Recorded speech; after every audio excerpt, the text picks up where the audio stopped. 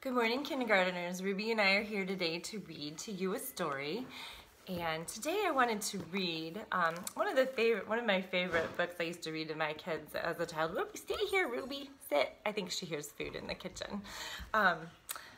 It is Richard Scarry's giant storybook Treasury, and the one I would like to read to you is called Mr. Gronkle's Busy Day. So here is Mr. Gronkle. There we go.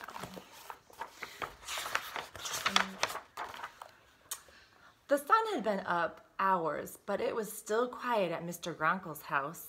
Mr. Gronkle likes to sleep late.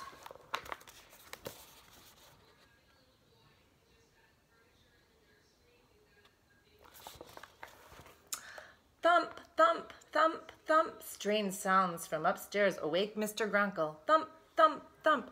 I can't get any sleep, grumbles Mr. Gronkle.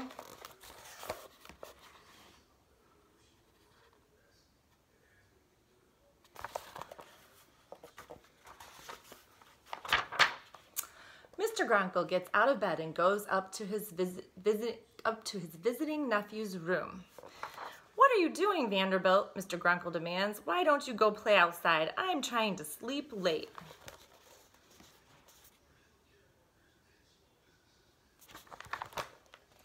Mr. Gronkle goes back to bed. Thack, thack, thack, thack. Mr. Gronkle gets out of bed and goes over to the window. Thack, thack, thack.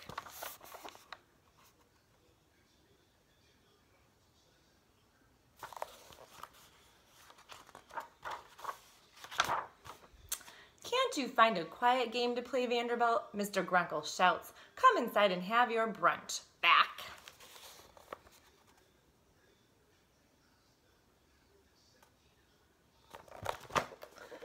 How about a game of chess, Uncle Gronkle? Vanderbilt suggests. That doesn't make any noise. No, replies Mr. Gronkle. I'm busy reading my newspaper.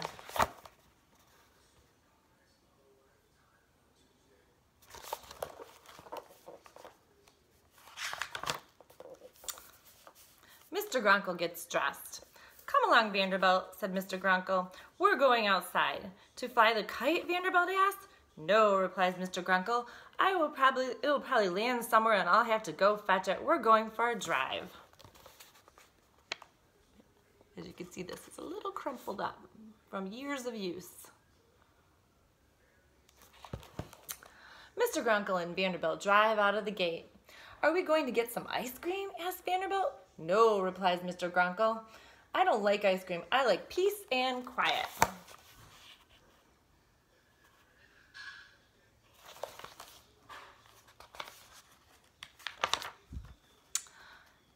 Is that you again, Vanderbilt? Boom, ba-boom, ba-boom, ba-boom.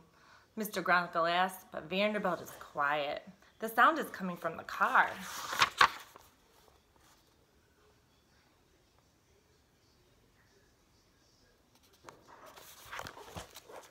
Oh no, Mr. Gronkle has a flat tire. What a fine day this is, Mr. Gronkle grumbles. Come along, Vanderbilt. We have to call for help.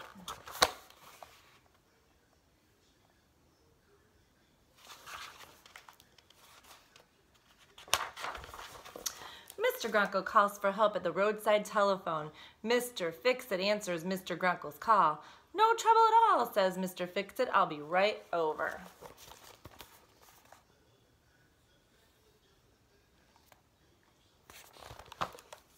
Mr. Gronkle and Vanderbilt sit on the bench to wait for Mr. Fix-It. What a nuisance, growls Mr. Gronkle. If I didn't have to take you out for a drive, this never would have happened.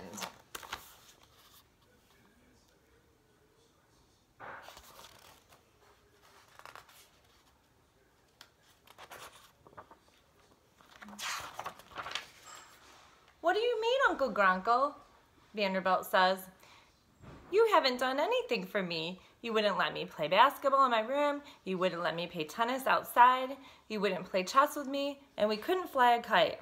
Look out, Mr. Gronkle. Huckle runs up to receive his soccer ball.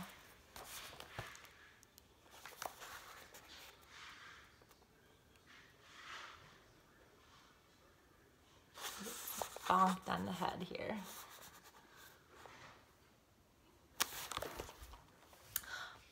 sorry, Mr. Gronkle, Huckle says.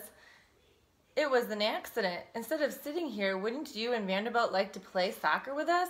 We could use some more soccer players. But I haven't played soccer since I was in school, said Mr. Gronkle. Please, please, Uncle Gronkle, says Vanderbilt. It would be fun.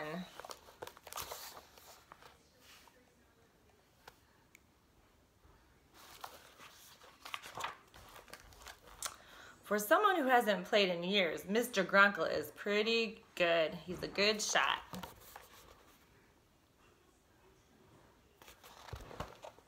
Mr. Gronkle can kick the ball backwards. Mr. Gronkle can kick the ball sideways. Mr. Gronkle scores another goal with a header.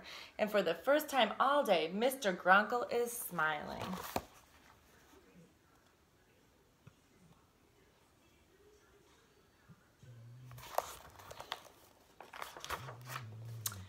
Your car is ready, says Mr. Fix-It, walking up. Why, thank you, Mr. Fix-It, says Mr. Gronkle. Won't you join us for a little soccer? You'd be surprised how much fun it can be to play.